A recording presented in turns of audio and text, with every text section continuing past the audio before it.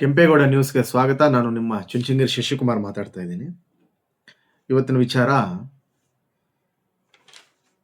BJP ಮತ್ತೆ JDS ಪಕ್ಷ ಈ ಹೊಂದಾಣಿಕೆ ಮೈತ್ರಿ ಪಾಲಿಟಿಕ್ಸ್ ಏನಿದೆ ಅದಕ್ಕೆ ಈ ಸ್ಥಳೀಯ ಚುನಾವಣೆಗಳಿಗೆ ಅಂತ್ಯ ಆಡ್ತಾ ಇದ್ದಾರೆ ಅಂತ. ಅಂದ್ರೆ ಮುಕ್ತಾಯ.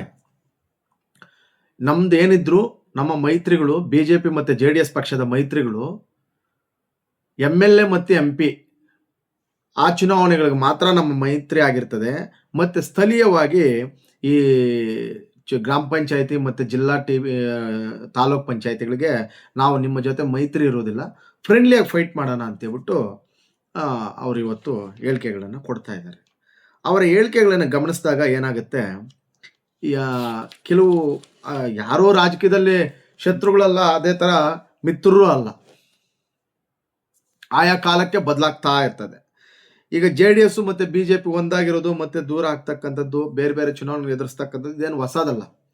ಆದರೆ ಇಲ್ಲಿನ ವಿಚಾರ ಏನು, ಯಾಕೆ ಇಷ್ಟೊಂದು ಇದು ಮಹತ್ವ ಪಡ್ಕಂತ ಇವತ್ತು ಆ ಮಾಜಿ ಪ್ರಧಾನಿಗಳ ದೇವೇಗೌಡರಾಗಿರ್ತಕ್ಕಂಥ ನಮ್ಮ JDS ಪಕ್ಷದ ರಾಷ್ಟ್ರೀಯ ಅಧ್ಯಕ್ಷರು ಹೇಳಿಕೆ ಕೊಟ್ಟಾಗ ಅದರ ಮಹತ್ವ ಪಡ್ಕೊಂತು. ಕಾರಣ ಈ ಏನು ಪಟ್ಟಣ ಪಂಚಾಯತಿ ಚುನಾವಣೆಗಳು ಬಂದು ಈಗ ಮೊನ್ನೆ 3 ದಿವಸಗಳ ಹಿಂದೆ, ಅದರಲ್ಲಿ BJP ಪಕ್ಷ ಒಂದು ಉತ್ತಮ ಗುಣಮಟ್ಟದ ಸ್ಪರ್ಧೆ ನೀಡಿ ಅಧಿಕಾರಕ್ಕೆ ಎಲ್ಲ ಬರ್ತಕ್ಕಂಥ ಸೂಚನೆಗಳು ಪಟ್ಟಣ ಪಂಚಾಯತಿಗಳೆಲ್ಲ ಆ ಅಧ್ಯಕ್ಷರು ಅವರೇ ಆಗ್ತಕ್ಕಂಥ ಅವಕಾಶಗಳನ್ನ ಕಲ್ಪಿಸ್ಕೊಂಡಿದೆ. ಸೊ ಇದನ್ನು ಮನಗಂಡಿರ್ತಕ್ಕಂಥ ತುಂಬ ಮೇಧಾವಿಗಳು, ಅನುಭವಿಗಳು, ಜ್ಞಾನಿಗಳಾಗಿರ್ತಕ್ಕಂಥ ಮಾಜಿ ಪ್ರಧಾನಿ ದೇವೇಗೌಡರು ಒಂದು ನಿರ್ಣಯಕ್ಕೆ ಬಂದ್ಬಿಟ್ಟಿದ್ದಾರೆ. ನಾವು ಇದೇ ಥರ ಹಳೆ ಮೈಸೂರು ಭಾಗದಲ್ಲಿ BJPಯನ್ನು ಜೋಡಿಸ್ಕೊಂಡು ಹೋಗಿದ್ದೆ ಆದಲ್ಲಿ ನಮ್ಮ ಪಕ್ಷಕ್ಕೆ ತುಂಬ ಹೊಡೆತ ಆಗುತ್ತೆ, ನಮ್ಮ ಪಕ್ಷ ಅಧೀನವನ್ನ ಅಂದರೆ ಇಲ್ಲಿರ್ತಕ್ಕಂಥ ಅಸ್ತಿತ್ವವನ್ನು ಕಳೆದುಕೊಳ್ಳುತ್ತೆ ಅಂತಕ್ಕಂಥದ್ದನ್ನ ಅವರು ಈ ಮೂಲಕ ತಿಳ್ಕೊಂಡಿದ್ದಾರೆ. ಜೊತೆಗೆ ಏನಾಗಿದೆ, ಈ ಒಂದು ಕಾಲಾವಕಾಶದಲ್ಲೇ ಈ ರಾಜ್ಯಾಧ್ಯಕ್ಷರಾಗಿರ್ತಕ್ಕಂಥ BJP ಪಕ್ಷದ ರಾಜ್ಯಾಧ್ಯಕ್ಷರು ವಿಜೇಂದ್ರರವರು ಒಂದು ಹೇಳಿಕೆ ಕೊಡ್ತಾರೆ.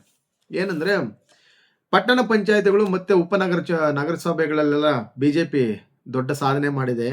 ಮುಂಬರ್ತಕ್ಕಂಥ ಚುನಾವಣೆಯಲ್ಲಿ ಅಂದರೆ ವಿಧಾನಸಭಾ ಚುನಾವಣೆಯಲ್ಲಿ 140 ಶಾಸಕ ಸ್ಥಾನಗಳನ್ನು ಪಡೆದು ಬಹುದೊಡ್ಡ ಪಕ್ಷವಾಗಿ ನಾವು ಸರ್ಕಾರವನ್ನು ರಚನೆ ಮಾಡಬೇಕಂತಕ್ಕಂಥದ್ದನ್ನು ಅವರೊಂದು ಪ್ರೆಸ್ ಮೀಟಲ್ಲಿ ಹೇಳ್ತಾರೆ. ಸೊ ಇದನ್ನು ಕೂಡ JDS ನಾಯಕರು ಗಮನಿಸಿರ್ತಾರೆ. ಆದರೆ ಬುದ್ಧಿವಂತರಲ್ಲೇ ಅತಿ ಬುದ್ಧಿವಂತರಾಗಿರ್ತಕ್ಕಂಥ ಮತ್ತೆ ಅತಿ ಮೇಧಾವಿ ವ್ಯಕ್ತಿತ್ವ ಹೋಲ್ತಕ್ಕಂಥವ್ರು, ಯಾಕಂದರೆ ಯಾವ್ಯಾವ ಕಾಲಕ್ಕೆ ಏನೇನು ಸ್ಟೇಟ್ಮೆಂಟ್ ಕೊಡಬೇಕು, ಯಾವ ಥರ ಸ್ಟೆಪ್ಗಳು ನಾವು ತಗೊಬೇಕಂತಕ್ಕಂಥದ್ದನ್ನು ತುಂಬ ಕಾರ್ಯಗತವಾಗಿ ಮಾಡ್ಕೊಂಡ್ಬಿಟ್ಟಿದ್ದಾರೆ ನಮ್ಮ ಮಾಜಿ ಪ್ರಧಾನಮಂತ್ರಿಗಳು. ಮತ್ತು ಇವ್ರ ಮಗ ಆಗಿರ್ತಕ್ಕಂಥ ಕೇಂದ್ರ ಮಂತ್ರಿಗಳು ಕುಮಾರಸ್ವಾಮಿ ಅವ್ರಿಗಿಲ್ಲ ಈ ಒಂದು ನಾಲೆಡ್ಜು. ಅವ್ರು ಯಾರು ನಂಬಿದ್ರೆ ನಂಬ್ಕೊಂಡು ಹೋಗ್ತಾ ಇರೋದಷ್ಟು, ಅದು ಏನಾರು ಆಗ್ಬೋದು, ಅವ್ರದ್ದು ಒಂಥರ ಮೆಂಟಾಲಿಟಿ. ಅವ್ರದ್ದು ಪಕ್ಷನ ಎಲ್ಲಿ ಬಗ್ಗಿಸ್ಬೇಕು, ಎಲ್ಲಿ ಯೂಟರ್ನ್ ತಗೊಂತ ಹೋಗ್ತಾ ಇರ್ಬೇಕಂತಕ್ಕಂಥದ್ದನ್ನ ತುಂಬ ಅರ್ತಿರ್ತಕ್ಕಂಥ ವ್ಯಕ್ತಿ ಇವರು ದೇವೇಗೌಡರು. ಎಲ್ಲ ಪಕ್ಷಗಳು ಕಟ್ತಾರೆ, ಅದು ಇಂಪಾರ್ಟೆಂಟ್ ಅಲ್ಲ, ಅದನ್ನು ಯಾವ ಥರ ಉಳಿಸ್ಕೊಂಡು ಹೋಗ್ತಾರೆ ಅಂತಕ್ಕಂಥದ್ದು ಇಂಪಾರ್ಟೆಂಟು. ಇವ್ರು ನೋಡಿದಾಗ ಆಗ ಅನಿಸ್ತದೆ. ಮತ್ತು ಇವ್ರಿಗೇನು ಗೊತ್ತಿಲ್ಲದಿರ್ತಕ್ಕಂಥ ವಿಚಾರಗಳಲ್ಲ. ಈಗ ಏನು ಮಾಡ್ತಾರೆ, 2018ರಲ್ಲೂ ಕೂಡ ಮೈತ್ರಿ ಸರ್ಕಾರ ಬರಬೇಕಾಗಿತ್ತು, JDS BJPಗೆ ಸಪೋರ್ಟ್ ಕೊಟ್ಟಿದ್ರೆ. ಆವತ್ತು ಇದ್ದ ಮೋದಿಯವ್ರಿಗಿರ್ತಕ್ಕಂಥ ವರ್ಚಸ್ಸು ಕಾಂಗ್ರೆಸ್ ಮುಕ್ತ ಅಂತಕ್ಕಂಥದ್ದಕ್ಕೆ ಒಂದು ಬಹುದೊಡ್ಡ ವೇದಿಕೆ ಆಗಿತ್ತು. ಆವಾಗ ದಕ್ಷಿಣ ಭಾರತದಲ್ಲಿ, ಕರ್ನಾಟಕದಲ್ಲೂ ಕೂಡ ಕಟ್ಟಾಗ್ತಾರೆ ಅಂತಕ್ಕಂಥ ಒಂದು ಮಾತು ಪ್ರಬಲವಾಗಿ ಕೇಳಿ ಬರ್ತಾ ಇತ್ತು. ಅದೇ ಸಂದರ್ಭದಲ್ಲಿ ದೇವೇಗೌಡರು ಇವರ ಶಾಸಕರನ್ನ ಕಾಂಗ್ರೆಸ್ ಶತ್ರುಬದ್ಧ, ಅವ್ರನ್ನು ಸೋಲಿಸ್ಬೇಕು, BJP B ಟೀಮ್ JDS ಅಂತ ಪ್ರಚಾರನೆ ಮಾಡ್ತು ಕಾಂಗ್ರೆಸ್ ಪಕ್ಷ. BJPಗೆ B ಟೀಮ್ JDS ಪಕ್ಷ, ಇದನ್ನು ಹೇಳಿದ್ದು ಕಾಂಗ್ರೆಸ್ ಪಕ್ಷ. ಆದರೆ ಇಷ್ಟೆಲ್ಲ ಎದುರಿಸ್ಕೊಂಡು ಅಧಿಕಾರಕ್ಕೆ ಬಂದಾಗ ಮೈತ್ರಿ ಸರ್ಕಾರಕ್ಕೆ, ಯಾವ ಸರ್ಕಾರಕ್ಕೂ ಬಹುಮತ ಬರಲಿಲ್ಲ.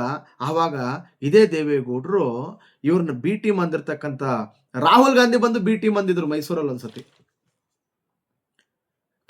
JDS ಅವ್ರನ್ನ ಓಟ್ ಹಾಕ್ಬೇಡಿ, ಅವ್ರ BJPಗೆ B ಟೀಮು ಅಂತ ರಾಹುಲ್ ಗಾಂಧಿ ಹೇಳಿದ್ದು ಮಾತಿದು. ಇಷ್ಟೆಲ್ಲ ಅವಮಾನಗಳನ್ನು ಸಹಿಸಿಕೊಂಡು ಪಕ್ಷ ಗೆದ್ದು ಬಂದ ಮೇಲೆ ಇವರು ಸಪೋರ್ಟ್ ಮಾಡಿದ್ದು ಯಾರಿಗೆ ಗೊತ್ತಾ? ಅದೇ ಕಾಂಗ್ರೆಸ್ ಪಕ್ಷಕ್ಕೆ. ಕೆಲವ್ರು ಅನ್ಕೊಂತಾರೆ, ಓ ಅವರೆಲ್ಲ ಅವ್ರನ್ನ ಅವಮಾನ ಮಾಡೋರಲ್ಲ, ಇವ್ರು ಬಿಜೆಪಿಗೆ ಸಪೋರ್ಟ್ ಮಾಡ್ತಾರೆ. ಹಂಗಿಲ್ಲ. ಅವರು ಆವಾಗ ದೇವೇಗೌಡರು ನಾನಿದ್ದೀನಿ ಅಂತ ಒಂದು ಪ್ರೂವ್ ಮಾಡ್ಕೊಂಡ್ಲಕ್ಕೆ ಇಂಥ ಯೂಟರ್ನ್ಗಳು ತಗೊಂತಾರೆ. ಮತ್ತೆ ಸ್ಥಳೀಯವಾಗಿ ಏನಾದರೂ ಸೀಟ್ಗಳು ಹಂಚಿಕೆ ಆಗಿ ಎಲ್ಲ ಚುನಾವಣೆಗಳಿಗೂ ಬಿಜೆಪಿ ಏನಾರು ಅಲ್ಲಿ ಲ್ಯಾಂಡ್ ಆಯ್ತು ಅಂತಂದ್ರೆ ಅದು ಬೇರೆ ಪ್ರಬಲವಾಗಿ ಬಿಡುತ್ತೆ. ಎಲ್ಲಿದ್ರ ಅಸ್ತಿತ್ವ ಕಳೀತಾವೋ ಅಂತೇಳ್ಬಿಟ್ಟು ಒಂದು ನೋವು, ಜೊತೆಗೆ ಅವ್ರಿಗೊಂದು ತಿಳುವಳಿಕೆ ಕೂಡ ಇದೆ. ಅದೇನು ನಾವೇನು ಹೇಳ್ಬೇಕಾಗಿಲ್ಲ. ಕೆಲವ್ರು ಮಾರ್ತಾರೆ, ಅವ್ರು ಮಾರಲ್ಲ ಅಷ್ಟೆ. ಆಮೇಲೆ ಈ ಕಾಂಗ್ರೆಸ್ ಪಕ್ಷನೂ ಅಷ್ಟೇನೆ, ಎಷ್ಟು ಇಲ್ಲಿ ಯಾರು ಶತ್ರುಗಳಲ್ಲ. ಈಗ ನೆಕ್ಸ್ಟ್ ಬರ್ತಕ್ಕಂಥ ಚುನಾವಣೆಯಲ್ಲಿ 28ರಲ್ಲಿ ಏನಾದ್ರು ಒಂದಷ್ಟು ಸೀಟುಗಳು ಬಂದು ಅದು ಈಗ ಹೆಚ್ಚು ಕಮ್ಮಿ ಆಯ್ತು ಅಂತಂದ್ರೆ ಬೇಕಾದ್ರೆ ಅವ್ರು ಯಾರು ಬೇಕಾದ್ರೂ ಸಪೋರ್ಟ್ ಮಾಡ್ತಕ್ಕಂಥ ಅವಕಾಶಗಳಿದಾವೆ. ಇವತ್ತೊಂದು ರಾಜಕೀಯ ನೋಡಿ ಅವರು ಇದನ್ನು ತಗೊಳ್ಳಲ್ಲ. ಬಿಜೆಪಿ ತರ ಅವರು ಇಂಥ ಬಂದಾಗ ತೀರ್ಮಾನಗಳನ್ನ ಹಂಗಿಂಗ್ ತಗೊಳ್ಳಲ್ಲ. ಅವರು ಸ್ಪಷ್ಟವಾಗಿರ್ತಕ್ಕಂಥ ತೀರ್ಮಾನಗಳನ್ನ ಮಾಜಿ ಪ್ರಧಾನಮಂತ್ರಿಗಳು ತಗೊಂತಾರೆ, ದೇವೇಗೌಡರಾಗಿರ್ತಾವೆ. ಮತ್ತು ದೊಡ್ಡ ನಾಯಕರು ಅಷ್ಟೇ ಬಿಜೆಪಿಯಲ್ಲಿ. ಈ ದೊಡ್ಡ ನಾಯಕರು ಇದಿರಲ್ಲ, ಈ ಪ್ರೆಸ್ ಮೀಟ್ಗಳು ಮಾಡಿದಾಗ, ಪಕ್ಷದ ವೇದಿಕೆಗಳಲ್ಲಿ ಮಾತಾಡುವಾಗ ಏನು ನಮ್ಮ ಮೈತ್ರಿ ಪಕ್ಷಗಳಿರ್ತವೆ ಅವನ್ನು ಜೋಡಿಸ್ಕೊಂಡು ಮಾತಾಡಬೇಕು. ನಾವು ಅಂತ ಮಾತಾಡಬೇಕು, ನಾನು ಅಂತ ಮಾತಾಡಬಾರ್ದು. ಇಲ್ಲಿ ಆಗೋದು ಅವೇನೆ. ಮುಂದೆ ಹೆಂಗೋ ಗೊತ್ತಿಲ್ಲ, ಯಾರು ಅಧಿಕಾರಕ್ಕೆ ಬರ್ತಾರೋ ಏನು ಬರ್ತಾರೋ. NDA ಬರುತ್ತೆ, ತುಂಬ ಸಪೋರ್ಟಿವ್ ಆಗಿದ್ರೆ ಇದೇ ಥರ ಹೋಗ್ತಾ ಇದ್ರೆ ಎಲ್ಲ ಚುನಾವಣೆಗಳು ಹೊಂದ್ಕೊಂಡು ಹೋಗ್ತಾ ಇದ್ರೆ ನಿಮ್ಗೆ ಸರಿ ಹೋಗ್ತದೆ. ಓಟನ್ನು ಹೊಡಿಬಾರ್ದು. ಆ ಹೊಡಿತಕ್ಕಂಥ ಕೆಲಸ JDS ಮಾಡೋದು ಕರ್ನಾಟಕದಲ್ಲಿ. ಅಂಥ ಪಕ್ಷಕ್ಕೆ ನೀವು ಸ್ಥಾನಮಾನ ಕೊಟ್ಟಾಗ ಅದನ್ನು ಜೋಡಿಸ್ಕೊಂಡು ಹೋಗೋ ಕೆಲಸ ಮಾಡಬೇಕು. ಜೊತೆಗೆ ಅಲ್ಲಿ ವೇದಿಕೆಗಳಲ್ಲಿ ಮಾತಾಡುವಾಗ ನಾವು ಅಂತ ಒಟ್ಟಿಗೆ ಮಾತಾಡಬೇಕು, ಒಗ್ಗಟ್ಟನ್ನು ಪ್ರದರ್ಶನ ಮಾಡಬೇಕು. ಬೇರೆ ಆದರೆ ಬೇಕಾದ್ರೆ ಬೇರೆ ಮಾತಾಡಿ, JDS ಅನ್ನು ನಂಬೇಡಿ. ಆಮೇಲೆ ಅದು ಬೇರೆ ಪಕ್ಷ, ನಾವು ಬೇರೆ ಪಕ್ಷ, ನಮ್ಗೆ ಓಟ್ ಕೊಡಿ, ಇದು ಸೆಕೆಂಡ್. ಅದು ಬಟ್ ಜೊತೆಗಿದ್ದಾಗ ನಾವು ಅಂತ ಮಾತಾಡ್ಬೇಕಿಲ್ಲಿ. ವಿಜೇಂದ್ರ ಅವರು ಅದೇ ಮಾಡಿದ್ದು, ರಾಜ್ಯಾಧ್ಯಕ್ಷರು ತಪ್ಪು. ಏನಂದರೆ ಅದು ತಪ್ಪು ಅನ್ನೋಕ್ಕಿಂತ ಅವ್ರ ಹೇಳಿಕೆ ಹಂಗಿತ್ತು. ಅದು ಯಾವ ಮಟ್ಟದಲ್ಲಿ ಅದು ಏನು ಯೋಚನೆ ಮಾಡಿ ಹೇಳಿದ್ರು ಗೊತ್ತಿಲ್ಲ. ನೆಕ್ಸ್ಟ್ ಬರ್ತಕ್ಕಂಥ ಚುನಾವಣೆ, ವಿಧಾನಸಭಾ ಚುನಾವಣೆ 140 ಸೀಟುಗಳನ್ನ ನಮ್ಮ ಪಕ್ಷ ಗೆಲ್ಲುತ್ತೆ. ಬಿಜೆಪಿ ಸ್ವಂತ ಶಕ್ತಿಯಿಂದ ಅಧಿಕಾರಕ್ಕೆ ಬರಬೇಕು ಅಂತಕ್ಕಂಥ ಹೇಳಿಕೆಯನ್ನು ಅವ್ರು ಕೊಟ್ಟರು. ಇಲ್ಲಿ ಮಿತ್ರರು ಇಲ್ಲ, ಶತ್ರುಗೂ ಇರಲ್ಲ ರಾಜಕೀಯದಲ್ಲಿ. ಈಗ ಸ್ಥಳೀಯವಾಗಿ ಒಂದು ಸ್ಥಳೀಯ ಎಲೆಕ್ಷನಲ್ಲಿ ಒಂದು ಕೆಲಸ ಆಗ್ತದೆ. ಏನಂದರೆ JDS ಅವರು ಬಿಜೆಪಿಗೆ ಒಂದು ಕಡೆ ಸಪೋರ್ಟ್ ಮಾಡಬೇಕಾಗ್ತದೆ, ಅಧ್ಯಕ್ಷರಿಗೆ, ಉಪಾಧ್ಯಕ್ಷರಿಗೆ, ಹಿಂಗೆ. ಮತ್ತು ಕಾಂಗ್ರೆಸ್ ಅವರು JDS ಅವ್ರಿಗೆ ಕೆಲವು ಕಡೆ ಹೊಂದಾಣಿಕೆ ಆಗುತ್ತೆ. ಈ ಥರ ಹೊಂದಾಣಿಕೆಗಳಾಗುತ್ತೆ ಈ ಸ್ಥಳೀಯ ಚುನಾವಣೆಗಳಲ್ಲಿ. ಇವು ಅಷ್ಟು ಅನ್ಕೊಂಡಷ್ಟು ಈಜಿ ಅಲ್ಲ. ಇಲ್ಲಿ ಕೆಲವು ಕಡೆ ಅವ್ರಿಗೆ, ಕೆಲವು ಕಡೆ ಇವ್ರಿಗೆ ಸಪೋರ್ಟ್ ಮಾಡಬೇಕಾಗ್ತದೆ. ಅವಕಾಶಗಳು ಇರಲ್ಲ ಅಲ್ಲಿ. ಇವ್ರು ಮಾಡಿದ್ರೇನೆ. ಈಗ ಒಂದು ಕ್ಷೇತ್ರದಲ್ಲಿ ಏನಾಗುತ್ತೆ, 1-2 ಕಾಂಗ್ರೆಸ್ ಕಮ್ಮಿ ಬರ್ತದೆ ಪ್ರೆಸಿಡೆಂಟ್ ಪೋಸ್ಟ್ಗೆ, ಅದು JDSಗೆ ಬಂದಿರ್ತದೆ. ಬಿಜೆಪಿಗೆ ಇನ್ನೂ ಕಮ್ಮಿ ಬಂದಿರ್ತದೆ. ಅವಾಗ ಯಾರ ಜೊತೆ ಹೊಂದಾಣಿಕೆ ಮಾಡ್ಕೊಂತೀರಿ ನೀವು?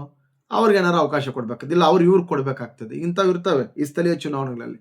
ಇವನ್ನ ನಾವೆಲ್ಲಿ ಬಿಟ್ಕೊಟ್ರೆ ನಾವು ನಮ್ಮ ಅಸ್ತಿತ್ವ ಕಳೆದೋಗುತ್ತೆ ಅಂತ ಹೇಳ್ಬಿಟ್ಟು ಈ ಲೋಕಲ್ ಚುನಾವಣೆಗಳಿಗೆ ಮಾಜಿ ಪ್ರಧಾನಮಂತ್ರಿಗಳು ಬ್ರೇಕ್ ಹಾಕಿದ್ದಾರೆ. ದೇವೇಗೌಡರು, ನಮ್ಮ ಪಕ್ಷದ ಅಸ್ತಿತ್ವ, ನಾವು ಅಧಿಕಾರಕ್ಕೆ ಬರಬೇಕು ಅಂದ್ರೆ ನೆಕ್ಸ್ಟು MP ಮತ್ತು ಸಂಸದರ ಚುನಾವಣೆ ಮತ್ತು MLA ಚುನಾವಣೆಗಳಿಗೆ ಮಾತ್ರ ನಾವು ಮೈತ್ರಿಯಾಗಿರೋಣ, ಇದರಲ್ಲಿ ಫ್ರೆಂಡ್ಲಿ ಫೈಟ್ ಕೊಡಬೇಕು ಅಂತಕ್ಕಂಥ ಮಾತು ಅವರು ಆಲ್ರೆಡಿ ಸ್ಪಷ್ಟ ತೀರ್ಮಾನಕ್ಕೆ ಬಂದಿದ್ದಾರೆ.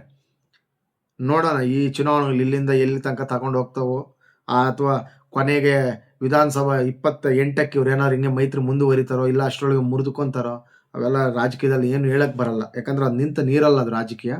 ಯಾವಾಗ ಬೇಕಾದ್ರೆ ಏನು ಬೇಕಾದ್ರೆ ಆಗ್ಬೋದು.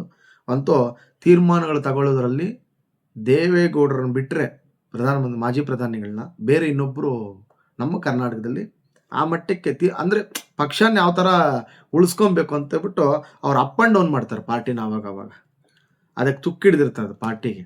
ಸೊ ಅವಾಗ ಉದುರಿಸ್ತಾರೆ ತುಕ್ಕನ್ನು. ನೋಡೋಣ ಈ ಒಂದು ವಿಚಾರ.